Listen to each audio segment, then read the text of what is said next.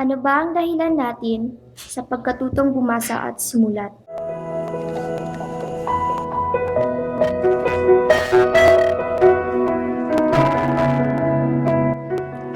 Ilang taon rin ng aking buhay ang inalay ko para sa mga taong di makapasok sa maayos na paaralan. Sa mga dahilang parati nating naririnig sa iba.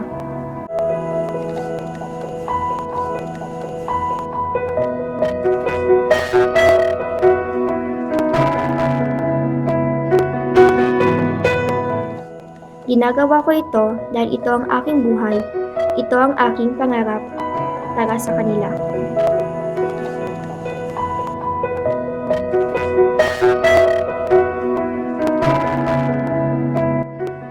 Ngunit minsan, may nagpakita sa akin ng simpleng dahilan niya sa pag-aaral. Sapat na maipahiwatig niya ang kanyang nararamdaman kung hindi man sa pagsasalita ay sa pagsulat.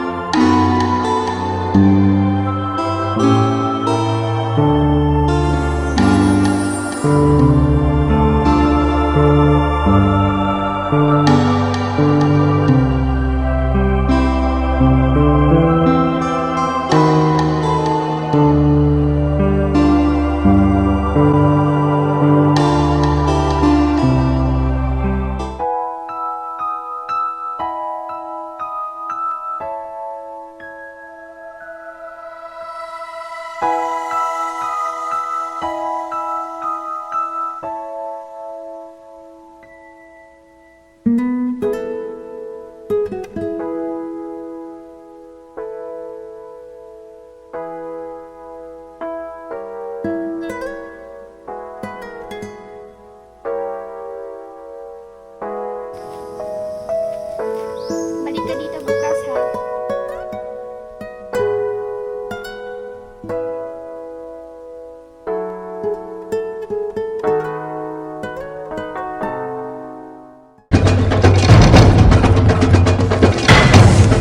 Gusto po tayo na nakikita po.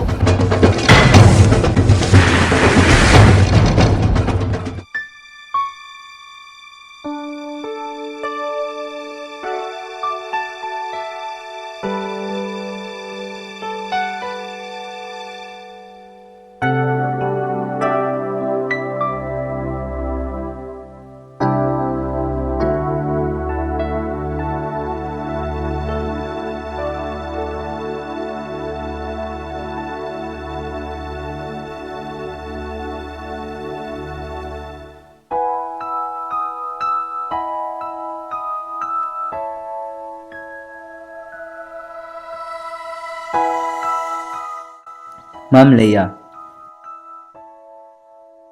nagtataka ka siguro kung bakit ko naisipang sumulat sa'yo.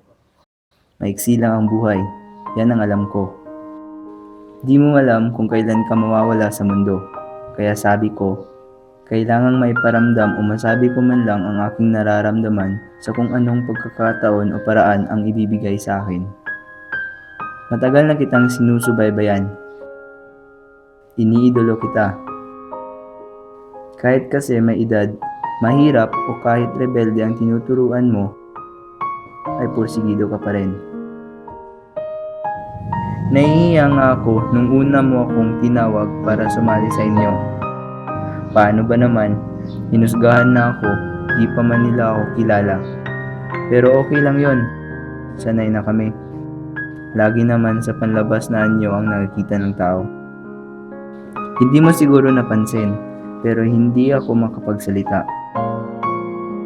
Ama nga ang tawag nila sa akin, kaya nung dumating ka, hindi ko man masabi ng pasalita, tinuruan mo naman ako ng ibang paraan para lamang masabi ko ang lahat sa'yo.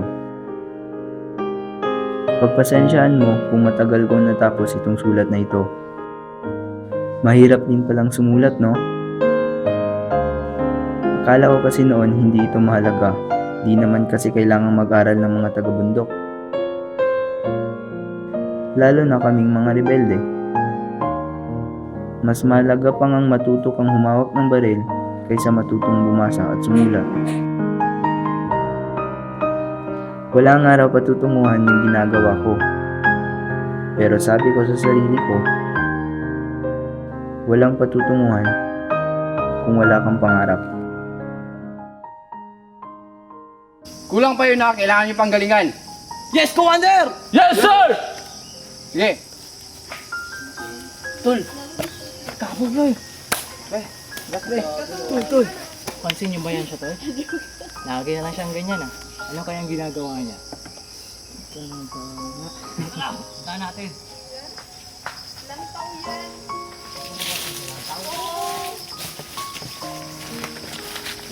Hoy, Ama! Ano ang ginagawa natin sa buhay natin? Wala naman yung patutunguhan eh. Akin na!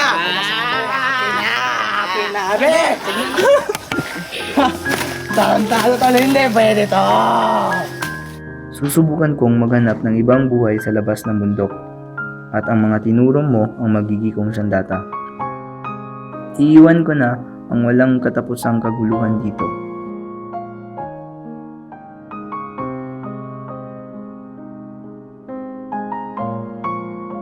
Wala naman akong nais galing sa iyo.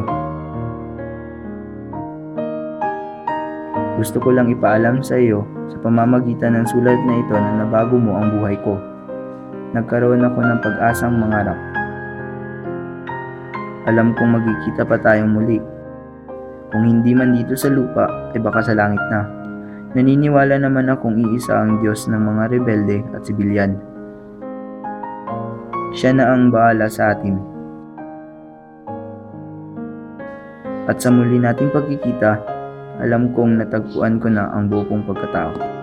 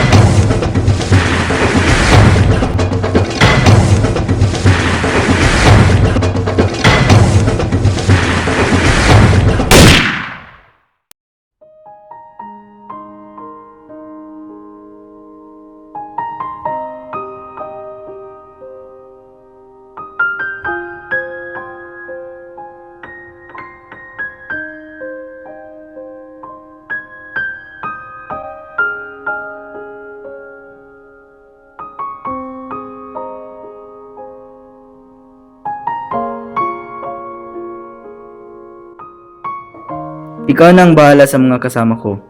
Naniniwala akong mababago mo rin ang pananaw nila, katulad ng pagbago mo sa buhay ko. Galing yan kasi ka. Hindi kailanman masusukat ng kung anong mayroon tayo ngayon ang taas ng ating pangarap.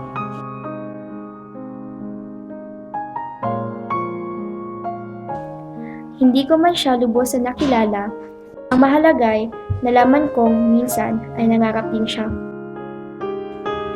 Matuto tayong mangarap tulad niya, mula sa edad, kasarian o estado sa buhay, ang pagsukat sa pagiging matagumpay. Basta't marunong kang mangarap, makakaya mong abutin ang lahat. Alam kong sa mga huling sandali ko sa bundok, nagawa kong tuparin ang isa sa mga pangarap niya. Hindi para sa sarili niya, kundi para sa mga itinuturing niyang pamilya. Matagal na ang panahon ang nakalipas. Marami nang nagbago sa akin at pati na rin sa kanila. Ngunit hanggang ngayon, para pa rin akong batang sabik na sabik sa mga sulat nila.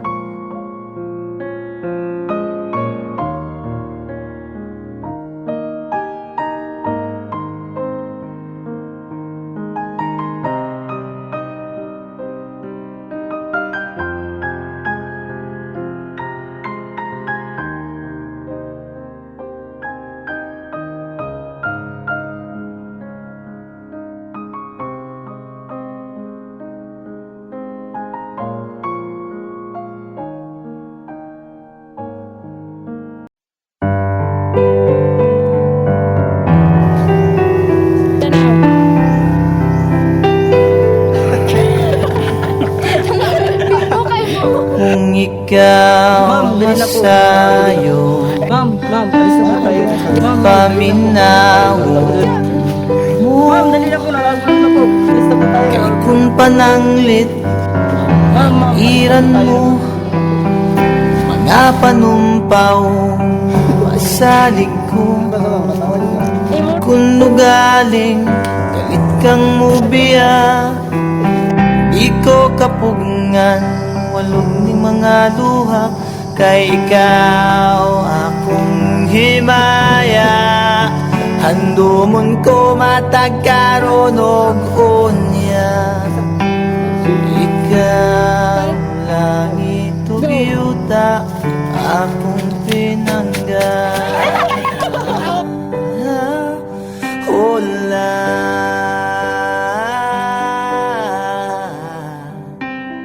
unya miha bulang kangit